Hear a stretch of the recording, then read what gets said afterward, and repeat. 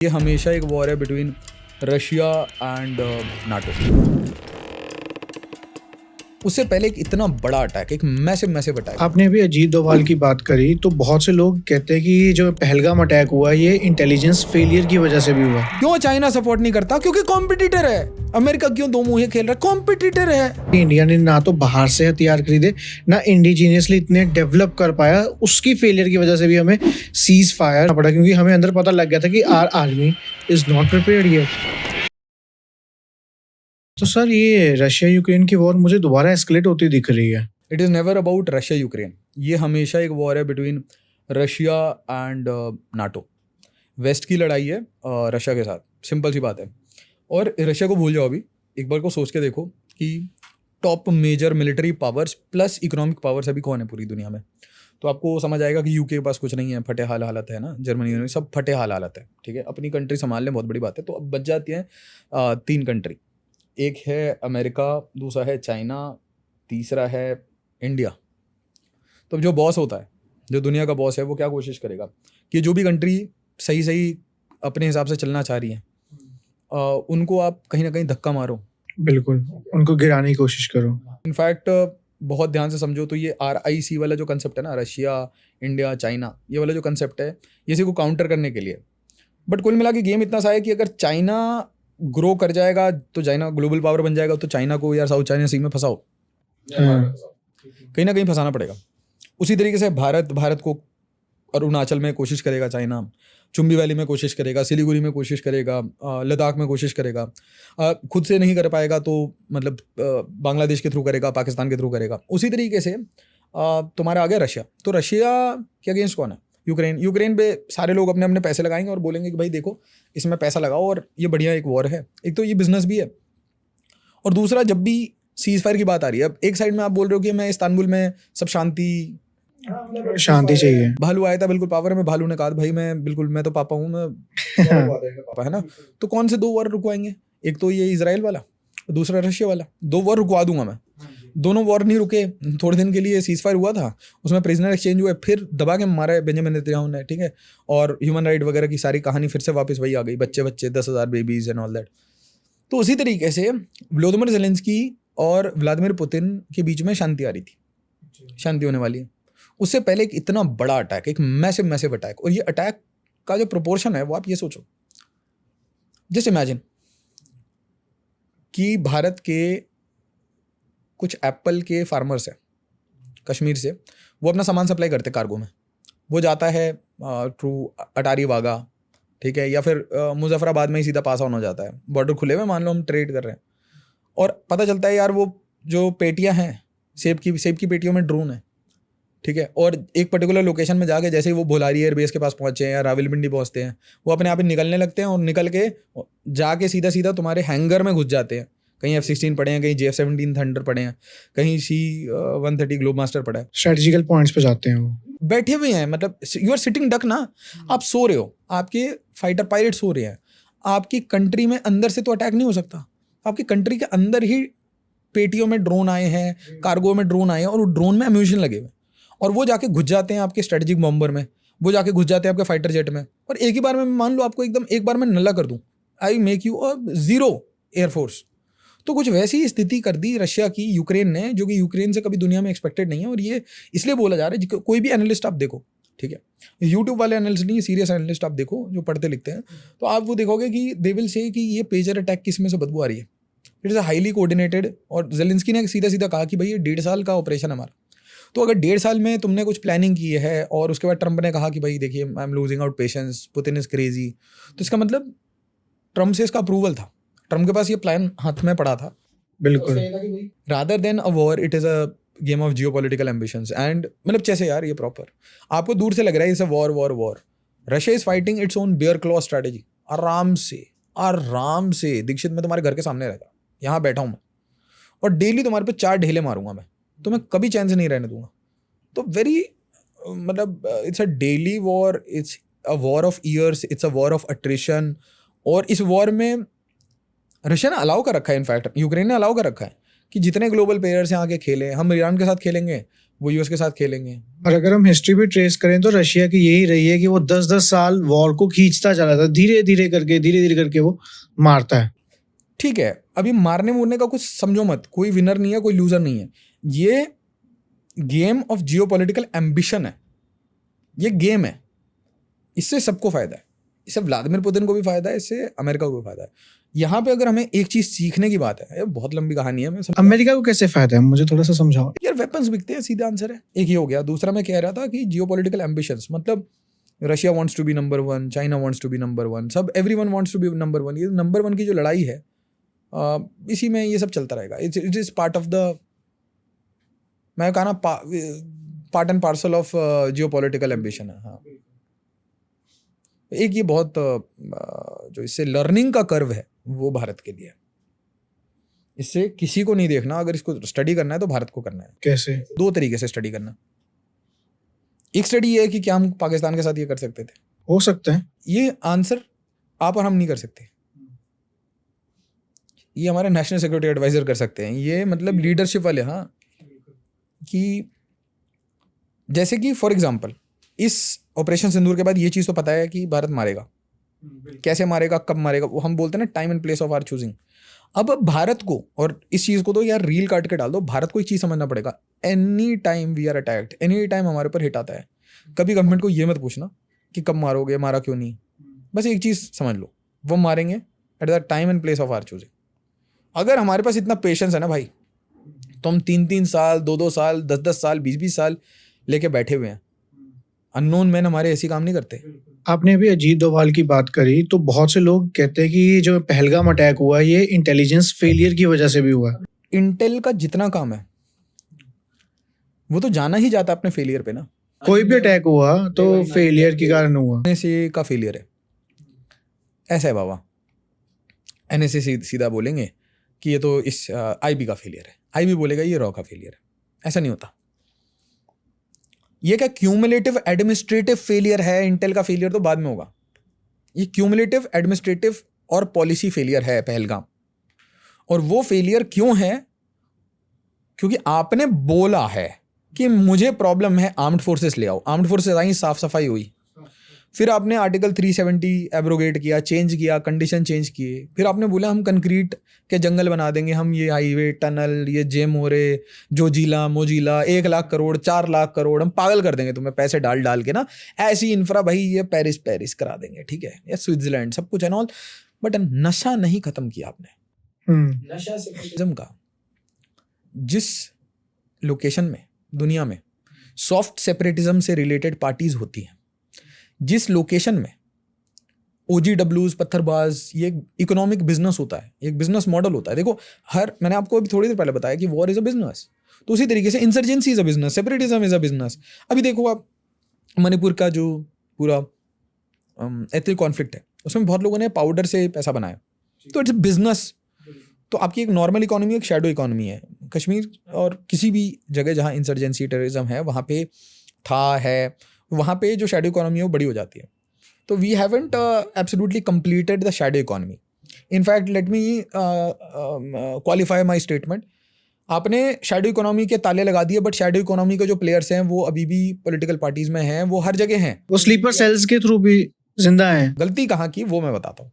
आपने गलती ये की कि हाँ मैंने कंक्रीट डाला, हाँ मैंने डेवलपमेंट लाई, हाँ मैंने टूरिज्म लाया, 2 करोड़ लोगों को लाया, इससे बड़ा कोई अचीवमेंट नहीं हो सकता, मतलब पॉइंट ब्लैंक अचीवमेंट। बट साथ ही साथ आपको जो 1990s में कश्मीरी पंडितों को जो भगाया गया है, उसका जो जेनेसिस है वो है hard radicalisation coming from Pakistan, originating from Pakistan, perpetrated by Pakistan. And इसको एक तरीके से समझ लो पॉइजनस इफेक्ट है कि आपके माइंड्स को पल्यूट किया गया है through media, through channels, through your political parties, soft separatism, main stream में सेपरेटिज्म, आउटस्कर्ट्स में सेपरेटिज्म, बिजनेसमैन सेपरेटिस्ट। तो जब ये इतना सारा ये एक वाइड फिनोमेना है, इस वाइड फिनोमेना को आपको क्लीन अप भी करना पड़ेगा। इसमें आपको धीरे धीरे लोगों को एक अल्टरनेटिव नैरेटिव देना पड़ेगा। बिल्कुल, आपको जनरेशन को एक नया पॉजिटिव नैरेटिव देना पड़ेगा, so that they join the main stream, not by telling कि 2 करोड़ लोग आ गए, देखो तुमको फायदा हुआ। ये तो ट्रांजैक्शनल हो गया कि तुम पैसे कमा रहे हो तो चुप रहो। एक नेशनलिस्टिक फीलिंग आई उनमें। हाँ, उनको बोले यार बिल्ड इंडिया, नेशनल प्रोजेक्ट्स में लगाओ, कश्मीरियों को अलग अलग काम में लगाओ, उनको एनर्जी है ना यार, यूथ है हम, एनर्जी है, वो एनर्जी पाकिस्तान ने नेगेटिव की है। हमको पॉजिटिव करना है। हमें मेन स्ट्रीम में इतनी पॉजिटिव एनर्जी लानी है कि लड़के बोल रहे हैं सर हमें सरकार ने पैसा नहीं दिया, हम अपना रोड खुद आर्मस्ट्रॉन्ग पामे वाले प्रोजेक्ट्स लगाओ यार, लड़के क्राउड फंडिंग कर रहे हैं, क्राउड फंडिंग करके रोड बना रहे हैं। मैं आपका ध्यान एक मिनट ना पाकिस्तान की तरफ लेके जाना चाहता हूँ कि after India Pakistan war Russia is giving loan sanctions for development in Pakistan. Russia वाला बिल्कुल फेक न्यूज़ है। $2.6 बिलियन की स्टोरी आई थी, रशियन फॉरेन मिनिस्टर ने कह दिया ऐसा कुछ नहीं है, ये पाकिस्तान अपना नैरेटिव बट ये न्यूज़ हेडलाइंस बनी थी बहुत ज्यादा, बनी थी, फिर रशिया ने बोल दिया नहीं है ऐसा कुछ। तो IMF का बता दो सर। देखो यार, चाइना का सुन लो फिर अमेरिका को बताऊंगा। चाइना ऐसा मुंडा है, मुंडे के एकदम एज पे उसकी सारी इकोनॉमी है। मुंडे के एज पे आपने 3 लाइन बना रखी है एयर बेसिस के, ठीक है, अमेरिका ने बना रखा है। तो आपका जो पूरा मैन्युफैक्चरिंग बेस है उसके सामने आप कभी भी एक वॉर सिनारियो क्रिएट कर सकते हो। वहाँ ताइवान भी है, साउथ चाइना सी भी है।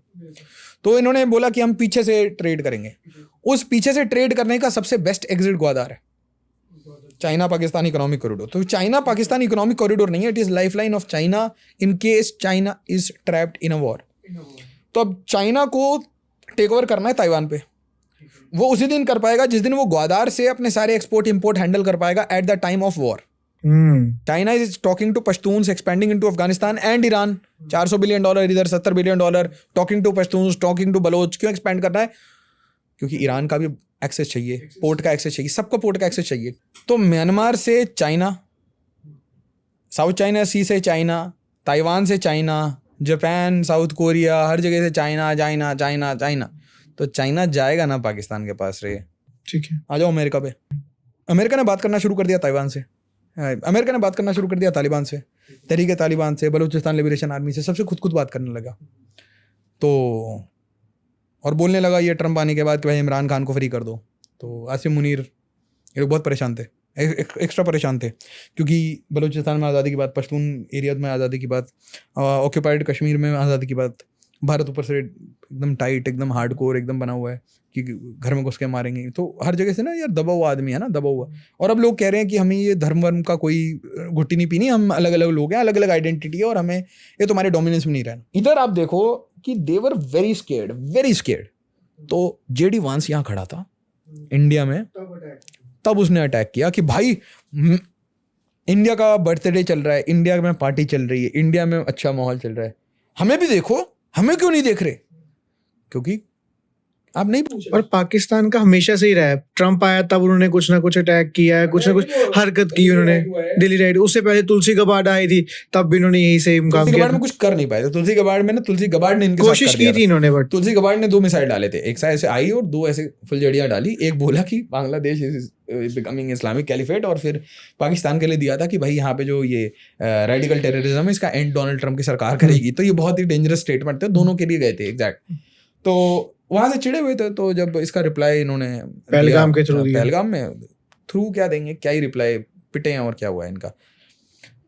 The bad thing in Pahalgam was कि हमारे अंदर से कुछ लोग इसमें इन्वॉल्व थे। सर बैड इन्वॉल्वमेंट तो छोड़ो सर, अभी तक टेररिस्ट क्यों नहीं मिले? मेन क्वेश्चन तो ये रह जाता है, जो 4 टेररिस्ट आए थे कैसे पता है कि अभी तक नहीं मिले। ये तुम्हें कैसे पता है टेररिस्ट है? सर जो आएगा वो ऑब्वियसली पाकिस्तान क्लेम कर रहा है, उसके बाद उसके जो टेररिस्ट ग्रुप्स है वो क्लेम कर रहे हैं कि हमने करवाया ये अटैक। अरे नहीं, वो टेररिस्ट है, ये कैसे पता तुमको? तुम टेररिस्ट को मतलब कैसे मान रहे हो, ये कह रहा हूँ। कि सर जो टेररिस्ट ग्रुप्स हैं, क्या है टेररिस्ट मतलब, कौन किसको मान रहे हो कि तुम टेररिस्ट होता है? ये मतलब जैसे हम बोल रहे हैं ना टेररिस्ट है, तो क्या टेररिस्ट? जो हमारी नेशनल सिक्योरिटी के साथ कश्मीर के हैं, वो पाकिस्तान के हैं, कहाँ के हैं यही भी तो नहीं पता ना। अगर पकड़े जाएंगे तो पता चलेगा ना। पाकिस्तानी SSG के हैं। अब बोलो वो टेररिस्ट हैं या मिलिट्री टेररिस्ट है? स्पेशल फोर्सेस के बंदे हैं। Pahalgam was a very sophisticated planned operation. जाके बोला गया था कि जाके मोदी को बता देना, जाके बता देना, जाके हिंदुओं को चुन के मारना, कपड़े उतार के मारना। It was a message, it was created divide Hindu and Muslim in India. Absolute. कुछ लोग कहेंगे कि इंडिया को फंसाने की कोशिश हो रही है। नहीं यार, पाकिस्तान को बचाने की कोशिश कर रहा था पाकिस्तान।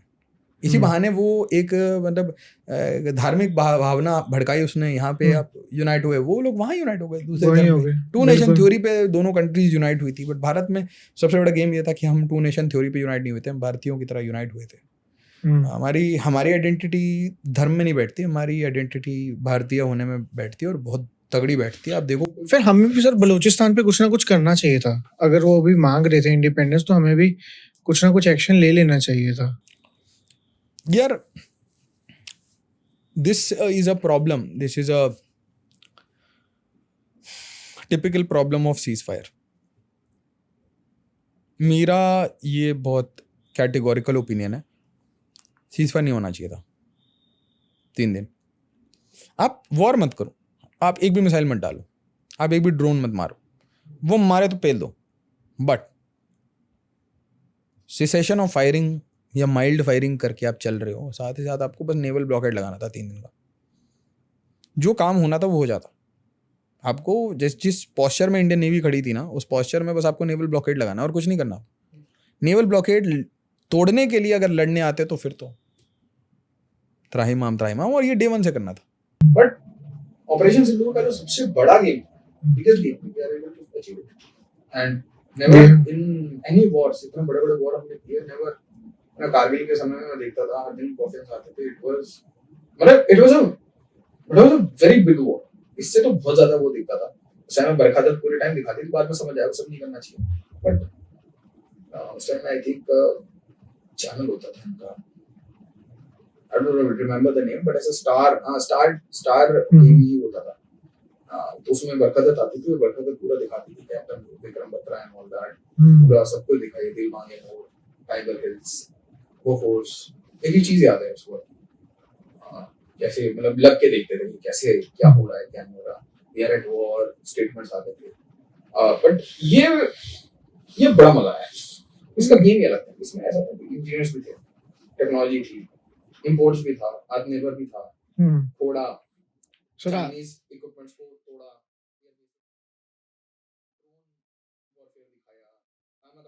मैं आपको एक बहुत ऑनेस्ट बात कहता हूं, आपने I never knew and India never knew कि हमारे पास इतने तगड़े ड्रोन वॉरफेयर का सेटअप तैयार है। आपने आत्मनिर्भर कहा, ठीक है। बहुत से क्रिटिक्स अभी ये भी कहते हैं कि इंडिया ने ना तो बाहर से हथियार खरीदे, ना इंडिजीनियसली इतने डेवलप कर पाया। उसकी फेलियर की वजह से भी हमें सीज फायर रोकना पड़ा, क्योंकि हमें अंदर पता लग गया था कि our army is not prepared yet. किसने बोला? सर आप ट्विटर पे जाके देखिए ना, कहाँ क्या सही है क्या गलत है वो मैं आपको बता देता हूँ। कहाँ वेयर पीपल आर क्रिटिसाइजिंग, कितने रफाइल गिरे, कितने फाइटर जेट गिरे। सेकेंड, क्यों रुक गए। फिर एक क्रिटिसिज्म आया, where is the laser eyed man, है ना, जयशंकर कैसे फेल हो गया। अब देखो ये जितनी फेलियर की बात है ना, कर लेंगे 2-3 महीने की ना गैप दे दो। मैं आपको बताता हूँ क्यों। Operation Sindoor is in pause, ठीक है, बट क्रिटिसिजम्स को क्वालिफाई कर देता हूँ। Where is the laser eyed man? Laser eyed man couldn't deliver on Pakistan. That means MEA couldn't deliver. That means foreign policy couldn't deliver. That means entire foreign ministry has failed on Pakistan. Has it failed first time? It has failed since history. Foreign policy, military के साथ foreign policy चलती है। सामने military आपसे बात कर रही है, आप मूर्ख हो क्या यार? सामने कौन है आपकी? सामने पाकिस्तानी आर्मी है, एयरफोर्स भी नहीं है, आर्मी प्लस ISI है। तो उनका जवाब फिर इंडियन नेवी देती है, इंडियन एयरफोर्स देती है। तो उनका जब जवाब उस हिसाब का पड़ता है तो आप देखो फिर कोई इनकी, तो why would MEA give a response? Second problem है, हम आइसोलेटेड हो गए। ग्रो अप बेटा, ग्रो अप। सबसे पहले 6 क्लास की NCERT से शुरू करो, 12वीं तक पढ़ो, फिर इनकी वीडियोस देखो, फिर प्रीलिम्स दो एक बार। इतने लेवल तक आपको 1 साल द हिंदू, इंडियन एक्सप्रेस ही आपको पढ़ना पड़ेगा, तो आपको समझ आएगा। Don't cry for सॉब्स। कोई आपको 5 रुपए दे, 10 रुपए दे, यू आर नॉट पाकिस्तान। हमने वॉर जीती ना, बताओ ना मुझे किससे अप्रूवल चाहिए भाई तुझे? तूने ठोका, तुझे पता है, वीडियो है, पाकिस्तानी रो रहे हैं, चिल। जरूरत भी नहीं है, कॉन्फिडेंस नहीं है क्या? ठोका ना, पता है, ठोक दिया, प्रेस कॉन्फ्रेंस ले लिया, एविडेंस दे दिया, अब उसको देख ले और रिलैक्स हो जा भाई। क्यों नहीं सपोर्ट कर रहा कोलंबिया? भाई नहीं मैटर करता। क्यों चाइना सपोर्ट नहीं करता? क्योंकि कॉम्पिटिटर है। अमेरिका क्यों 2 मुंहे खेल रहा है? कॉम्पिटिटर है। अपने गेम्स हैं उसके, वो अपनी कंट्री के इंटरेस्ट के लिए खेलेगा या तेरे लिए खेलेगा? किससे उम्मीद करके बैठा है? पहलगाम उसने रशिया पे नहीं किया था, उसने तेरे पे किया है। तू करेगा रिप्लाई? तू कौन है? महाभारत। हाँ अरे भाई, तू you have to have that attitude. आप 4 ट्रिलियन वाले एटीट्यूड से बात ही नहीं करोगे। Where is the laser eyed man? भाई laser eyed man cannot change the foreign policy of India ना। He is a foreign minister. Foreign minister is given inputs by people who are extreme professionals. ये professionals Indian civil services clear करते हैं, AS exam clear करते हैं, उसके बाद इनकी posting लगती है। ये 5 साल तो हर दिन 7 अखबार पढ़ रहे हैं, जिस कंट्री में भी डिप्लॉयड है। 5 साल, 10 साल, 20 साल, जब 20-25 साल की करियर हो जाती है, तब आप फॉरेन मिनिस्ट्री में आके कोई फॉरेन पॉलिसी इनपुट दे रहे हो at senior position. You are an expert. कोई यूट्यूबर कोई अपने आप को देशभक्त बोले, वो थोड़ी ना एक्सपर्ट है, वो तो गंवार है भाई। वो तो एक टेलीप्रॉम्प्टर पे पढ़ रहा है यार। आप 50 लोग आपको 50 चीजें बता रहे हैं, बट आप फॉरेन मिनिस्ट्री की बात ही नहीं पढ़ोगे। आप जाके ये देखोगे ही नहीं कि एग्जैक्टली अखबारों में क्या लिखा जा रहा है, एक्सपर्ट्स क्या बोल रहे हैं, ex-NSA क्या बोल रहे हैं, फॉरेन पॉलिसी एडवाइजर दुनिया के क्या कह रहे हैं। तब तक you will not be able to understand the exact scenario ना। तो एग्जैक्ट सिनारियो बहुत सिंपल, बॉटम लाइन ये है कि भारत नॉन अलाइंड था। नॉन अलाइंड से धीरे धीरे हल्का हल्का शिफ्ट होते होते होते होते हम स्ट्रेटेजिक ऑटोनॉमी पे आए। पहले हम बोल रहे थे कि हम सोवियत से अच्छे दोस्त हैं, अभी हम बोल रहे हैं हम रशिया से अच्छे दोस्त हैं। पहले अमेरिका हमारे साथ नहीं था क्योंकि वो पाकिस्तान के साथ था, अभी अमेरिका हम दोनों के साथ है। इंडिया न्यूट्रल ही रहा। तो इसमें जयशंकर साहब चश्मा पहने, लेजर आइड हो या ना हो, इससे फॉरेन पॉलिसी बहुत फंडामेंटल चेंज नहीं आएगा। भारत न्यूट्रल स्टांस मेंटेन करता है और ये डिसाइड जयशंकर साहब नहीं कर सकते। ये डिसाइड इनफैक्ट भारत के प्राइम मिनिस्टर नहीं कर सकते। आप मैं एग्जांपल दूं आपको, कॉन्स्टिट्यूशन चेंज कर दो यार, एक दिन में कर दोगे? चेंज आते आते टाइम लगता है। यूएस के अचानक हम एलआई बन जाते, तो जो बाकी लिस्ट है उस सारी लिस्ट को मॉडिफाई करना पड़ेगा, अलग अलग बिहेवियर चेंज करना पड़ेगा। ये कैलिब्रेशन होने में 20 साल लग जाएंगे यार, 5 साल लग जाएंगे मिनिमम। ऐसा नहीं ना अचानक से आपने जो 20 साल की घुट्टी पड़ी हुई है, 30 साल की, 70 साल से आप नॉन अलाइंड में, उसको आप स्ट्रेटेजिक ऑटोनॉमी बोल रहे हो। जब आप स्ट्रेटेजिक ऑटोनॉमी हो, किसी के साथ कोई साइड लेते ही नहीं हो किसी भी वॉर में, नेहरू के टाइम से, प्राइम मिनिस्टर वाजपेयी के टाइम पे, मनमोहन सिंह जी के टाइम पे, प्राइम मिनिस्टर मोदी के टाइम पे, आप किसी का साइड लेते ही नहीं हो। जहाँ पे साइड लेने की बात होती है आप बोलते हो वी आर न्यूट्रल। क्वाड क्यों है? क्वाड मिलिट्री के लिए नहीं है, इकोनॉमी के लिए है। चाइना के साथ हम मिल लेते हैं, रिक कर लेते हैं, ब्रिक कर लेते हैं, हम सबके साथ फ्लर्ट खेलते रहते हैं। हमारे बारे में इसलिए इतनी गंदी शब्दावली यूज की जाती है वेस्ट के, और इसलिए वेस्ट के अखबार पढ़ेंगे आप, अल जजीरा पढ़ लीजिए, आप रॉयटर्स पढ़िए, आप CNN BBC पढ़ लो, गार्डियन पढ़ लो आप, तो आपको समझ आएगा कि इंडिया की फॉरेन पॉलिसीज फेल्ड। और इसीलिए आप फिर स्क्रिप्ट बनवा लो ऐसी जो कौमी है, 2-4 कौमी पकड़ो, और जो इंटरनेशनलिस्ट हैं कौमी इंटरनेशनलिस्ट में बोलो स्क्रिप्ट बना दे भाई, और स्क्रिप्ट सामने टेलीप्रॉम्प्टर पे लगा के पढ़ दे कि भाई where is a laser eyed man because you haven't read it.